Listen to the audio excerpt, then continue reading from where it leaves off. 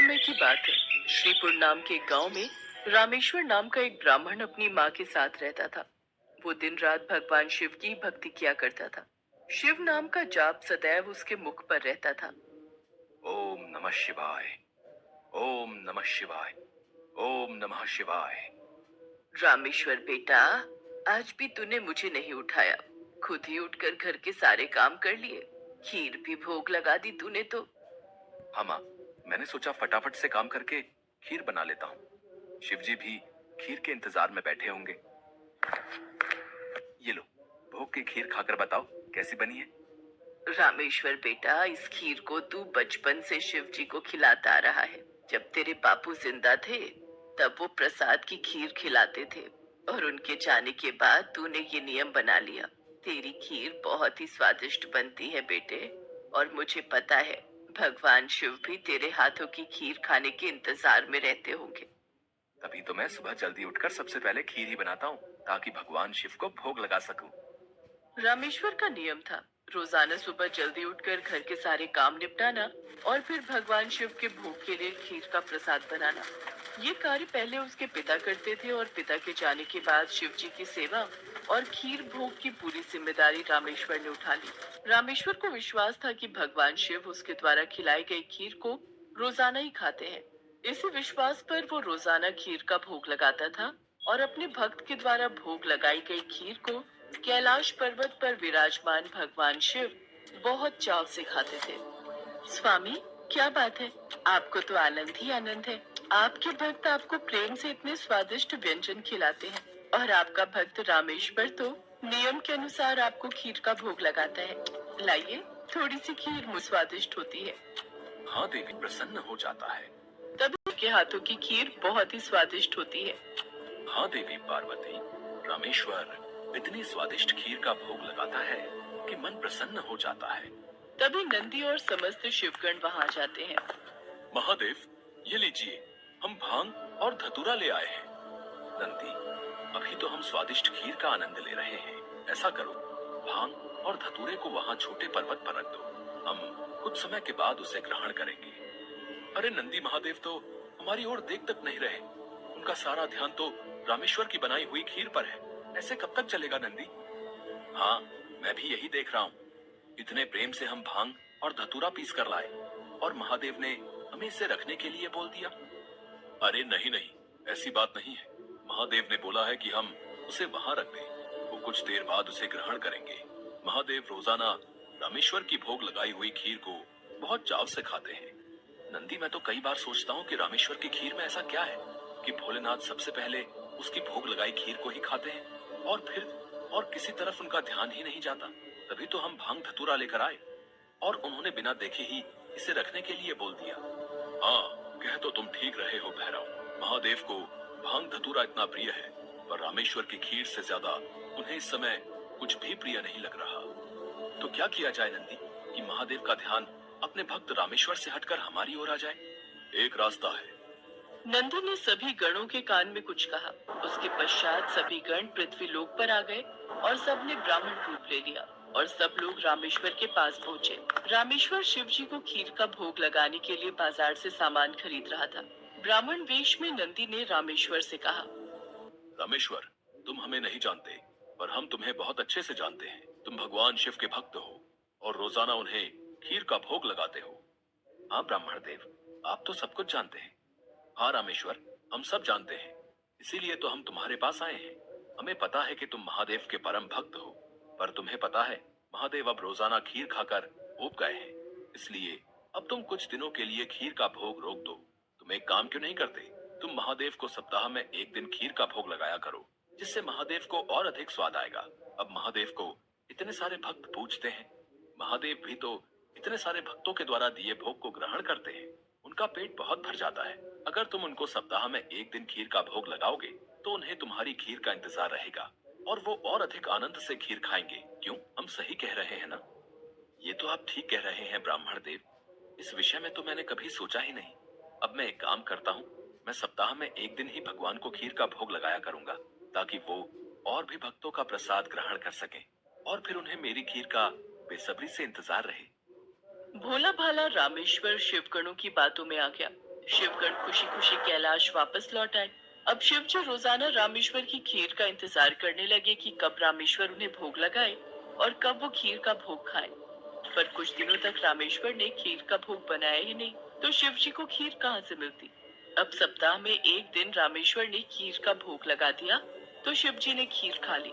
फिर उसके बाद कुछ दिन और खीर नहीं मिली, तो भगवान शिव सोच में पड़ गए। उन्होंने अपने नेत्र बंद किए और उन्हें सारी सच्चाई पता लग गई, और भगवान शिव को गुस्सा आ गया। शिव जी को गुस्से में आया देख सभी गण उनके समक्ष हाथ जोड़कर खड़े हो गए। नंदी, श्रृंगी, वीरभद्र, भैरव, तुम सभी गण जानते भी हो कि तुमने क्या किया है। मेरे भक्त रामेश्वर के द्वारा भोग में अर्पित की गई खीर मुझे कितनी प्रिय है, और तुमने उसे खीर का भोग रोजाना लगाने के लिए मना कर दिया। महादेव, हमें क्षमा कर दीजिए, हमसे भूल हो गई। महादेव, जब हम आपको खीर खाता हुआ देखते थे तो हम यही सोचते थे कि आप हमारी ओर ध्यान नहीं दे रहे हैं। अच्छा, तो ये कारण है। पर तुम सब ये नहीं जानते कि मेरा प्रेम अपने सभी भक्तों पर एक समान है। मैं भला तुम्हें कैसे भूल सकता हूँ। तुम तो मेरे हृदय में वास करते हो। तुम सब तो मेरी ही शक्तियों द्वारा उत्पन्न हुए हो। संसार में मेरा प्रत्येक भक्त मुझे एक समान प्रिय है, और प्रत्येक भक्त के हृदय में मैं ही विद्यमान हूँ। इसलिए मेरा प्रेम कभी भी कम या ज्यादा नहीं हो सकता। माता पिता के लिए तो उनके सभी बच्चों में प्रेम एक समान होता है। फिर तुम ये भूल कैसे सकते हो। भगवान शिव की बातें सुनकर सभी शिवगण समझ गए कि उन्होंने कितनी बड़ी भूल कर दी। सचमुच महादेव का प्रेम तो अपने सभी भक्तों के लिए एक समान रहता है। इसके बाद सभी शिवगण फिर से एक बार रामेश्वर के पास गए। रामेश्वर, हमें भगवान शिव का संदेशा आया है। वो कह रहे थे कि तुम्हारी खीर इतनी स्वादिष्ट होती है कि वो सप्ताह भर की प्रतीक्षा नहीं कर सकते। सप्ताह में एक दिन भोग से उनका मन ही नहीं भरता। इसलिए उनकी आज्ञा है कि तुम रोजाना ही उन्हें खीर का भोग लगाया करो।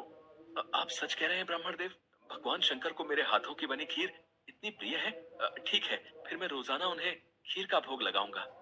ये सुनकर रामेश्वर बहुत खुश हुआ। अब एक बार फिर रामेश्वर रोजाना खीर बनाकर भगवान शिव को भोग लगाने लगा। अब तो समस्त शिवगण भी भगवान शिव के साथ रामेश्वर द्वारा भोग लगी प्रसाद की खीर का आनंद लेते और खूब भरपेट खीर को खाते।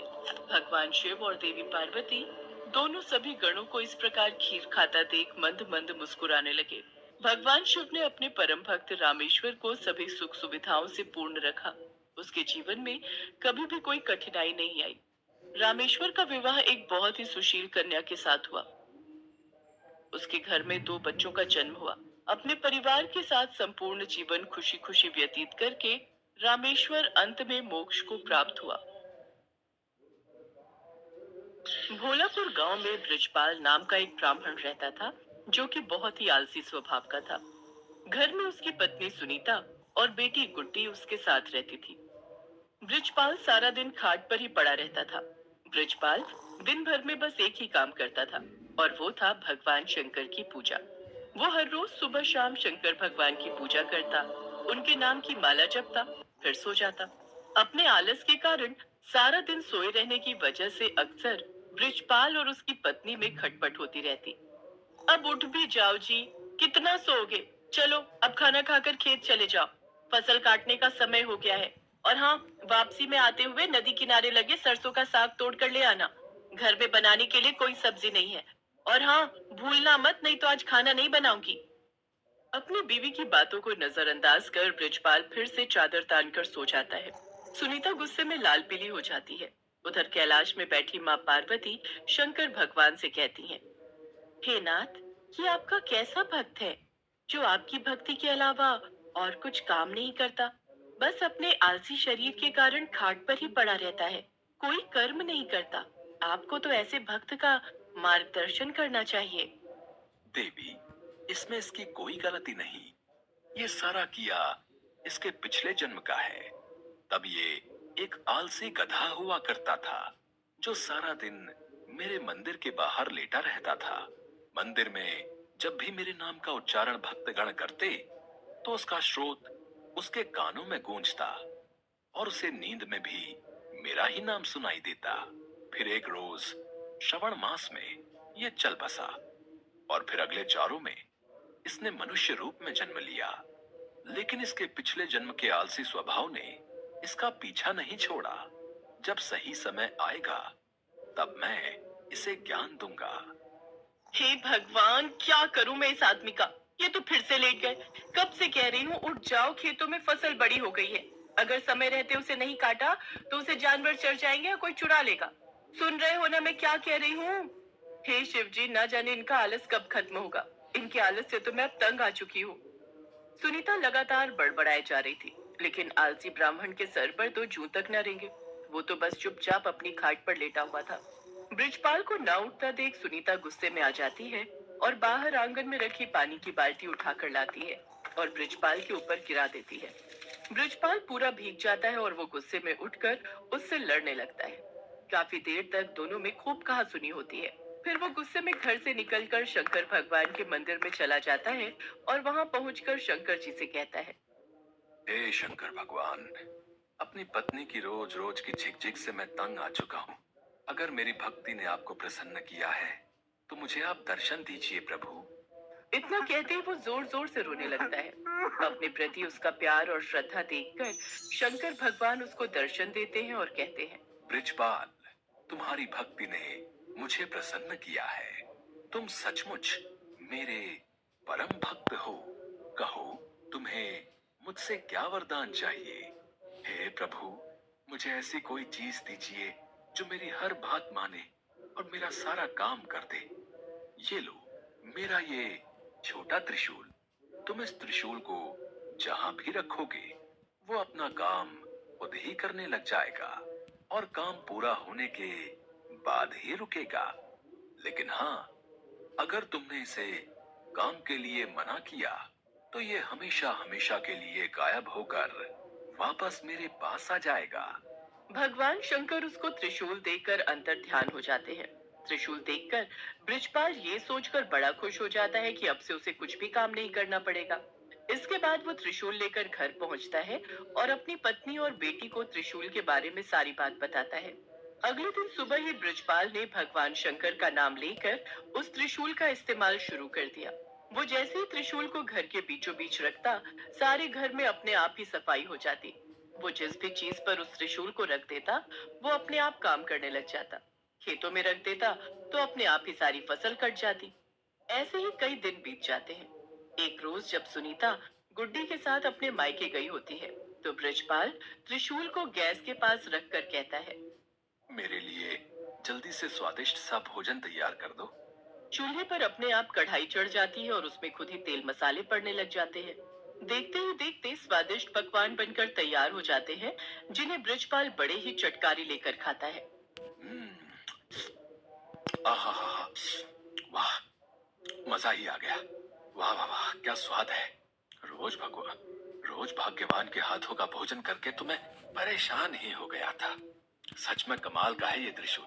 खाना खाकर ब्रिजपाल आराम से गहरी नींद में सो जाता है और फिर जब अगली सुबह जागता है तो कुएं के पास जाकर उस त्रिशूल से कहता है। जल्दी से मेरे नहाने के लिए कुएं में से पानी निकालकर इस बाल्टी में भरा जाए। कुएं में से पानी निकालना हो, पौधों को पानी देना हो, साफ सफाई, कपड़े, बर्तन, सभी तरह के काम वो त्रिशूल ब्रिजपाल के कहते ही कर देता। ब्रिजपाल बगीचे में पड़ी पाइप के पास जाता है और अपने त्रिशूल को उससे छुआते हुए कहता है। पाइप, जल्दी से इस बगीचे में लगे पेड़ पौधों को अच्छे से पानी दे दो। पाइप अपने पौधों में पानी देने लग जाती है। फिर आलसी ब्राह्मण खुश होते हुए आराम से सोने चला जाता है, लेकिन सोने के कुछ देर बाद ही लाइट चली जाती है। फिर वो अपने त्रिशूल को हथपंखा पर रखते हुए कहता है। ए हाथ पंखे, जब तक लाइट नहीं आ जाती तुम मुझे इस पंखे से हवा करो। उसके ये कहते ही हथपंखा उसे हवा करने लगता है। कुछ देर बाद जैसे ही लाइट आती है तो वो हथपंखा बंद हो जाता है। एक दिन ब्रिजपाल को बड़ी तेज भूख लग रही होती है। उसने खाली थाली अपने सामने रखी और जमीन पर बैठ गया। फिर त्रिशूल को थाली पर लगाकर कहने लगा, अब इसमें से जल्दी जल्दी स्वादिष्ट पकवान निकल कर आते जाए। कुछ ही देर में कई तरह के पकवान थाली में आते गए। कितना अच्छा होता अगर मुझे अपने आप खाना खाना ना पड़े और खुद ही मेरे मुंह में सारा खाना चला जाए। ऐसा कहकर उसने त्रिशूल को अपनी प्लेट पर लगाया और कहने लगा, अच्छे अच्छे पकवान जल्दी से मेरे मुंह में आ जाए। उसके ऐसा कहते ही थाली में से तरह तरह के पकवान निकलकर उसके मुंह में जाने लगे। और वो बड़े ही चटकारे लेकर उनको खाने लगा। पर ये मजा कुछ देर तक का ही था। कुछ ही देर में उसका पेट भर गया और वो खा नहीं पा रहा था। लेकिन पकवान थे जो कि उसके मुंह में लगातार जाते ही जा रहे थे।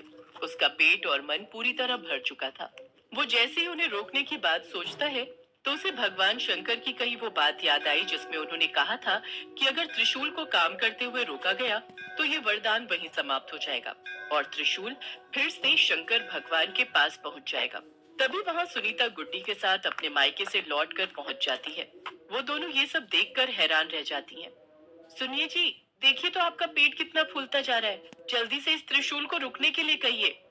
ब्रिजपाल शंकर भगवान के दिए वरदान को खोना नहीं चाहता था, लेकिन फिर भी वो थक हार कर कह ही देता है। रुक जाओ। उसके इतना कहते ही खाना रुक जाता है, लेकिन साथ ही वो त्रिशूल भी वहां से गायब हो जाता है। त्रिशूल को गंवाकर वो बड़ा ही दुखी हुआ, लेकिन अब वो कुछ भी नहीं कर सकता था।